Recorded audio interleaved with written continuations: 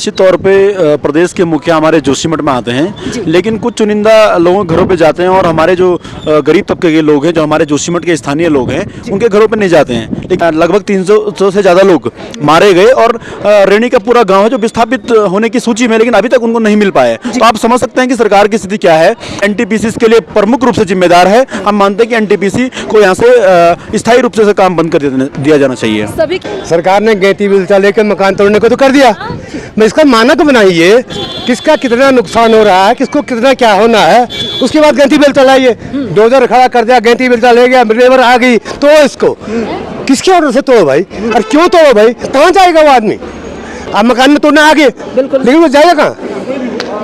10 आदमी को परिवार को एक कमरा दे रखा है, जिन लोगों को शिफ्ट किया भी गया है, 10 आदमी के परिवार को एक कमरा दे रखा है। उस कमरे में कहाँ उनके बच्चे रहेंगे, कहाँ वो रहेंगे, कहाँ खाना बनाएंगे, कहाँ सोएंगे, ये वो नहीं है ना।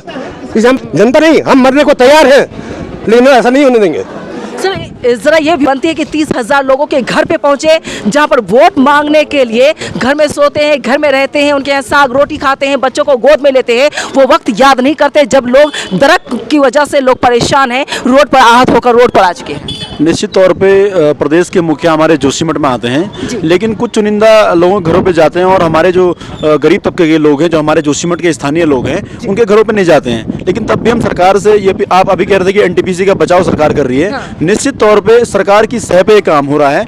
और कल केंद्रीय मंत्री उमा भारती जी यहाँ पे आई थी, तो उमा भारती जी ने स्पष्ट रूप से कहा है कि जब मैं मिनिस्टर थी तो मैंने निश्चित तौर पे इन जो हाइड्रो पावर प्रोजेक्ट्स हैं इनका विरोध किया था, लेकिन आज भी सरकार चेत नहीं रही है। हाल ही में 7 फरवरी को रेणी में जो आपदा आई, निश्चित तौर पे हाइड्रो पावर प्रोजेक्ट थे जिसमें लगभग 300 से ज़्यादा लोग मारे गए और रेणी का पूरा गाँव है जो विस्थापित होने की सूची में, लेकिन अभी तक उनको नहीं मिल पाया। तो आप समझ सकते हैं कि सरकार की स्थिति क्या है।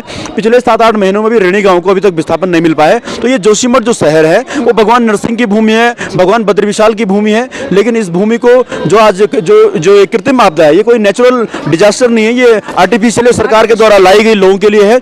और निश्चित तौर पे एनटीपीसी इसके लिए प्रमुख रूप से जिम्मेदार है। हम मानते हैं कि एनटीपीसी को यहाँ से स्थायी रूप से काम बंद कर दिया जाना चाहिए। सभी की यही मांग है कि एनटीपीसी द्वारा बनाए गए टनल को बंद कर देना चाहिए। जी बिल्कुल। और जो साफ कारण है और सभी लोग जानते हैं, वैज्ञानिकों की की भी यही मानना है वैज्ञानिकों का भी, कि जो एनटीपीसी की जो टनल्स है उसमें जो भारी विस्फोट किया जा रहा है और 7 फरवरी को जो फ्लड वहाँ ऊपर जो रेणी से आया था, निश्चित तौर पे इन टनल्स के अंदर गया और जिसका प्रभाव आज दुष्प्रभाव आज दिखाई दे रहा है। बिल्कुल, चेताया तो मिश्रा रिपोर्ट में भी दिया गया था, लेकिन लोग चेत क्यों नहीं रहे, सरकार चेतने को तैयार क्यों नहीं है, सरकार दरकिनार क्यों कर इन तमाम चीजों को, रिपोर्ट को क्यों गलत साबित कर रही है। देखिए, मैं आपको बता रहा था कि सरकार की सह पे ये काम हो रहा है। एनटीपीसी जो है कि जो ये केंद्र की जो सह पे जो काम हो रहा है एनटीपीसी का, निश्चित तौर पे सरकार अपनी नाकामी को छुपाने के लिए एनटीपीसी को पीछे कर रही है। और सभी लोग जानते हैं, पूरा जग जाहिर है कि एनटीपीसी इसमें प्रमुख रूप से कारण है, जिसके कारण आज ये दरारें यहाँ पे दिखाई दे रही हैं।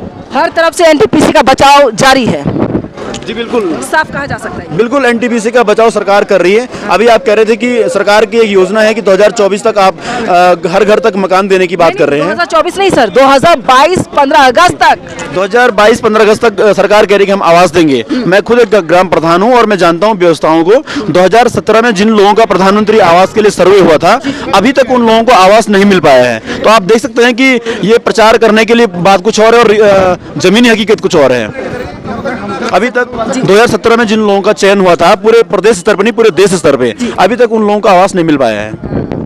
2017 वालों को अब तक नहीं मिला, अभी तक नहीं मिल पाया है। तमाम लोगों से जाने। सर आप आ जाएं, क्या नाम है सर आपका? केशव प्रसाद मलासी।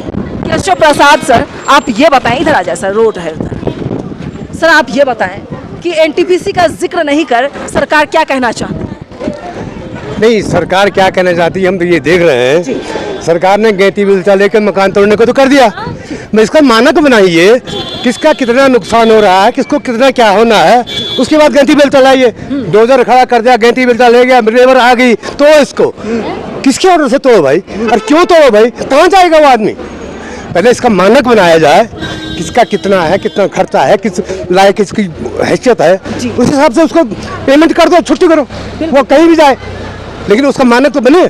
बिना मानक कहीं गलती बलता लेके आगे तोड़ने के लिए, ये अच्छी बात नहीं है। एनटीपीसी छोड़ो, कोई भी सब छोड़ो, लेकिन सरकार एकदम तोड़ने की मत कार्रवाई न करे। पहले इसका मानक बनाइए, फिर तोड़ने की कार्रवाई करे। क्या धामी सरकार द्वारा ये देखा गया कि यहाँ पर जो 30,000 की आबादी वो कहाँ जाएगी, कहाँ रहने की तैयारी की जाएगी? यही हम भी कह रहे हैं, कहाँ जाएगी आबादी? अब मकान में तो ना आगे, बिल्कुल। लेकिन वो जाएगा कहाँ? 10 आदमी को परिवार को एक कमरा दे रखा है, जिन लोगों को शिफ्ट किया भी गया है, 10 आदमी के परिवार को एक कमरा दे रखा है। उस कमरे में कहाँ उनके बच्चे रहेंगे, कहाँ वो रहेंगे, कहाँ पर खाना बनाएंगे, कहाँ सोएंगे? ये वो नहीं है ना। इसे हमारा सीधा सीधा सवाल है कि मानक बनाओ, उसको पेमेंट वाली बात करो और वो अपना आप करता अपनी व्यवस्था एकदम गंती बेलता है, लेकिन ना आए ऐसा तोड़फोड़ न करें।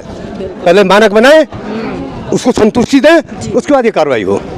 ये लगातार डायरेक्ट आकर ये बुलडोजर चला देना है, ये एक्शन में है। ये एक्शन में, बिल्कुल एक्शन में। जनता नहीं, हम मरने को तैयार हैं, लेकिन ऐसा नहीं होने देंगे। सर जरा ये भी बताएं, हालांकि जानकारी मुझे मिल चुकी है कि जो परिवार 600 घर जो तबाह बर्बाद हो रहे हैं, उस घर के परिवार हजारों की संख्या में होंगे, है ना? लोग पहुंचेंगे होटल में है तो वो अपनी जान को लेकर पहुंचेंगे होटल में। वो तो सामान फ्रीज गोदरेज लेकर के नहीं पहुंचे होंगे, वो सामान क्या होगा? वही पड़ा हुआ है, वही मरेगा, जो हुआ जो वही होगा। वही तो गौ सरकार की व्यवस्था वही है ना कि इसको खाली करो, उसको चिन्ह लगा दिया, खाली करो, एक कमरा दे दिया, 10 आदमी खड़े वहाँ, एक कमरे में 10 आदमी कैसे गुजारा करेंगे? और कब तक गुजारा करेंगे? हैं? बच्चे हैं, छोटे छोटे बच्चे हैं, उनको हर एक आवश्यकता होती है, कहाँ से उनकी आवश्यकता पूरी होगी? सरकार को इस मामले में सोचना चाहिए और इसका एक मानक बनाना चाहिए। कुछ अपडेट आया है धामी सरकार द्वारा? कुछ नहीं आया, कुछ नहीं आया। वही है, कुछ परिवार शिफ्ट कर दिया, एक कमरा दे दिया, वहाँ मरो, वहीं रहो। वही रहो। कब तक रहना? कोई अंदाज नहीं। लेकिन कोई भी जवाब सरकार द्वारा किसी आधिकारिक तौर पर नहीं दिया अभी तक नहीं मिला, कोई जवाब नहीं मिला सरकारी तौर पर। हम यही देख रहे हैं कि 2000 आ गया, गैंती बेलते आ गया, तोड़ो इसको। अबे क्यों तोड़ो भाई? किस मामले में तोड़ो? इसका कोई हिसाब हो, क्यों तोड़ो? बिल्कुल यही बात है।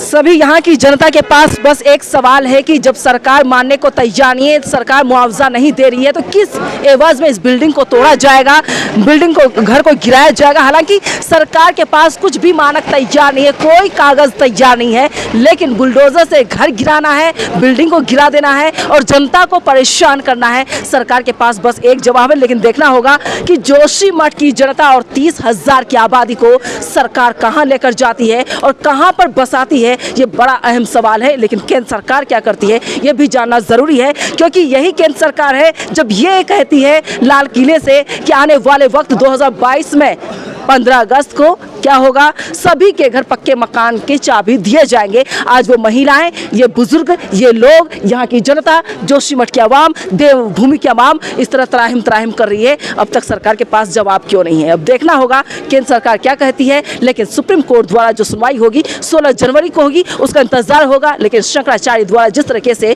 जोशीमठ की जनता के बचाव के लिए वहाँ पर याचिका दायर की गई है, उसका भी इंतजार करें। लेकिन मैं हर ग्राउंड रिपोर्ट पर जाने की कोशिश करूंगी, हर एक घर में जाने की कोशिश करूंगी जहां पर लोग बेघर हुए हैं, दरारें आई है और एनटीपीसी का बचाव पूरी तरह से की जा रही है। ये साफ तौर से नजर आ रहा है।